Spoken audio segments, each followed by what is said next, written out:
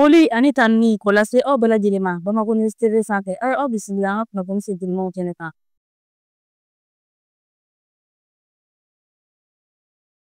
Kunnafoni daminɛ na ka kɛɲɛ ni u ka lajɛ tako 10nan ye ni o bɛ tali kɛ minisiriw ka ladala sigi la ka kɛɲɛ ni u ka faraɲɔgɔnkan kulu dɔw ye ni o ye agence panafricaine de la grande muraille verte ye ka sanga ni kunun juin kalo tile 26 san 2025 an ka premier ministre ni o ye général de division Abdoulaye Maiga ye ale kɔni minisiri minnu nana o lajɛ in hokumu kɔnɔna la k'olu u bisimila ni o dɔ bɛ tali kɛ Burkina Faso o minisiri min ka baara ɲɛsinnen don environnement ko ma Niger jamana ka fara Mauritanie jamana ta kan ani fo ka taa se Senegali jamana fɛnɛ ta ma ko kulu ninnu kɔni nana kana foli kɛ ka ɲɛsin an ka furancɛ fanga minisiri ma ɲɛmaa ma lajɛ in yɛrɛ tacogo ɲuman la ani ka a kunnafoniya fɛɛrɛ kura minnu bɛna sigi u fɛ don n'a nataw la ko nin fɛnɛ kɛra occasion fana ye walasa minisiri kulu ninnu kana ladilikanw ta an ka minisiri ɲɛmaa yɔrɔ walasa u ka se k'u tafɛnw dɔn. Ka kɛɲɛ ni ji ka kasara olu bonyaliw ye o kunkanko la an ka minisiri ɲɛmaa ni o ye général de division Abdoulaye Maiga ye ale kɔni taara bɔ o yɔrɔw la ni o ye centre de coordination et de gestion des crises ka se ka taa kunnafoniyaw ta o lahalayaw kan o dilanni ko la ani u ye faamu min sɔrɔ ji ka kasaraw min kɛra samiya tɛmɛnen la. Ka kɛɲɛ ni furancɛ fanga wasabulon CNT ma olu kɔni ye sariyakisɛ 2 ta ko o don ba la min bɛ tali kɛ ka se ka eau potable ni o ye ji sanuyaw ye ani ka jɛɲɔgɔnya baaraw sinsin kurako nasiraw fɛ Mali kɔnɔ ka se k'o taɲɛw sabati an ka jamana kɔnɔ. Bi jumadon juin kalo tile 27 san 2025 an ka furancɛ fanga ma ɲɛma ni o ye général d'armée Assimi Goïta ye ale kɔni seginna ka bɔ a ka taamanundoniw la Russie jamana kan ka daminɛ juin kalo tile 23 ka taa bila a tile 26 la san 2025 ka kɛɲɛ ni a tɔɲɔgɔnkɛ jamanakuntigi Vladimir Poutine ale ka weleli ye.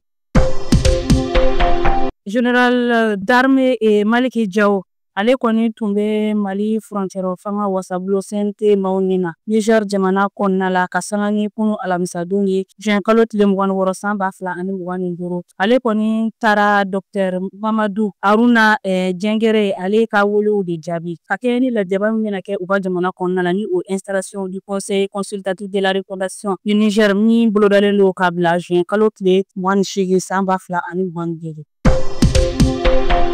Ni waati in na an b'a kunda kɔ ka kibaruyaw kan.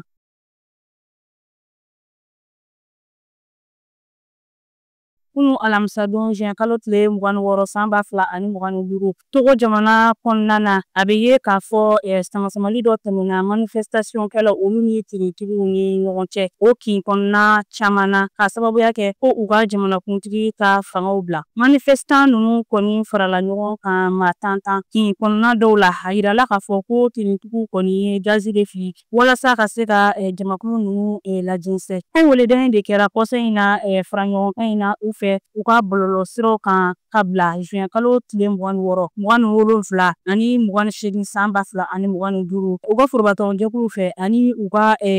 mɔgɔ lakodɔnnenw ni o ye influenceurs ye ka se ka fort Niangsbe ale ka fangaw dafiri. Ka kɛɲɛ ni jahadi dɔ ye Central Afrique jamana kɔnɔna na a bɛ ye k'a fɔ Bangi dugu kɔnɔ ko groupe dɔ de explosera école-so dɔ la k'u to ɲinan san 2025 o bagi kimɛni baaraw la jaabi kunfɔlɔ y'a yira k'a fɔ ko l'école maa caman de kɔni fatura ani maa 10 ɲɔgɔn olu de kɔni joginna.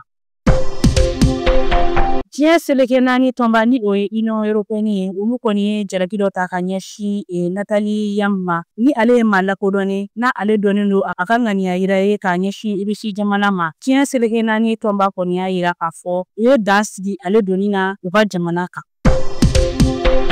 An bɛna ka kunnafoniyaw kuncɛ ni banni kibaruya dɔw ye.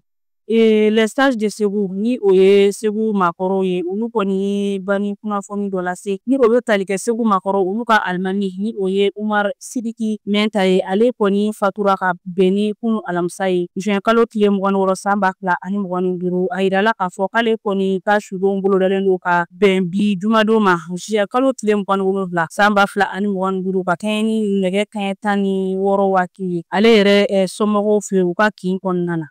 Nini be dansigi bi an ka kunnafoni sintellimanw na aw ni ce aw ka ɲɔgɔn dali ani aw ka kulomajɔw la aw k'an bɛn don n'a nataw la